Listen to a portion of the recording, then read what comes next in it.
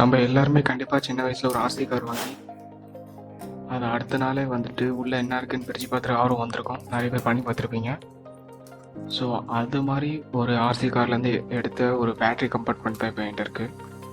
So இதில் பார்த்தீங்கன்னா தெரியும், நிறைய பின்னாடி ஸ்க்ராச்சஸ்லாம் ஆகிடுச்சு கட் பண்ணும்போது. ஸோ இதில் 3 பேட்ரிஸ் போட்டுக்கலாம். ஒரு பேட்ரி வந்துட்டு 1.5 வோல்ட்டு. ஸோ 3 பேட்ரி வந்துட்டு சீரீஸில் கனெக்ட் பண்ணும்போது உங்களுக்கு 4.5 வோல்ட் வரும். ஓகே, இப்போ ஒரு பின் சால்வ் பண்ணிட்டேன். ஓகே, இப்போ செகண்ட் பின் வந்துட்டு சால்வ் பண்ணுறேன். ஓகே,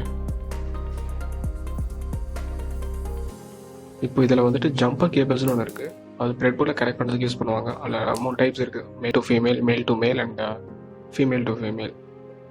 வந்துட்டு மேல் டு மேல் பின்னை வந்துட்டு எடுத்து ஒரு ரெண்டு வந்துட்டு இதில் சால்வ் பண்ணிக்கிறேன். ஸோ இதை ப்ரெட் போர்டில் கனெக்ட் பண்ணி யூஸ் பண்ணுறது கொஞ்சம் ஈஸியாக இருக்கும். அதனால் ஏன்னா அந்த ஒயர்ஸ் ரொம்ப திக்காக இருக்குது. ஸோ இது டேரெக்டாக ப்ரெட் போர்டோட ஹோலில் வந்துட்டு இன்சர்ட் பண்ண முடியாது. அதனால் இப்படி பண்ணிக்கிறேன். ஸோ அதே மாதிரி இன்னொரு ஒயர் எடுத்து இன்னொரு ஒயர்லையும் பண்ணிக்கிறேன்.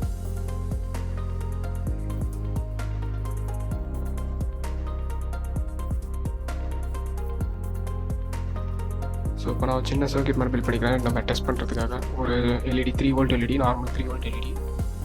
ஸோ இதை வந்துட்டு 4.5 வோல்ட் சப்ளையில் கனெக்ட் பண்ணும்போது நம்மளுக்கு மினிமம் ரெசிஸ்டன்ஸ் ஒரு 100 ஓம்ஸ் தேவைப்படும். என்கிட்ட 100 ஓம்ஸ் இல்லை, அதனால் நான் 220 ஓம்ஸ் இருக்குது. 220 ஓம்ஸ் ரெசிஸ்டரை கனெக்ட் பண்ணி ஒரு சின்ன சிம்பிள் சர்க்கியூட் பில்ட் பண்ணிக்கிறேன். ஸோ இப்போ நம்ம பேட்டரி வந்துட்டு கனெக்ட் பண்ணி பார்த்தோன்னா லைட் எரியுதா இல்லையான்னு செக் பண்ணி பார்த்தேன்.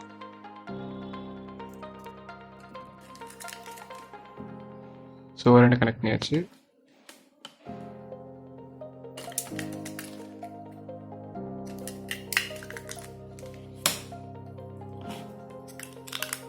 ஓகே, லைட் எரியுது.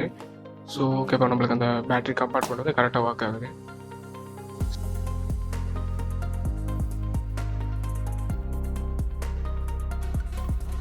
மறக்காம சர்ப்ரைஸ் பண்ணுங்க. தேங்க்யூ.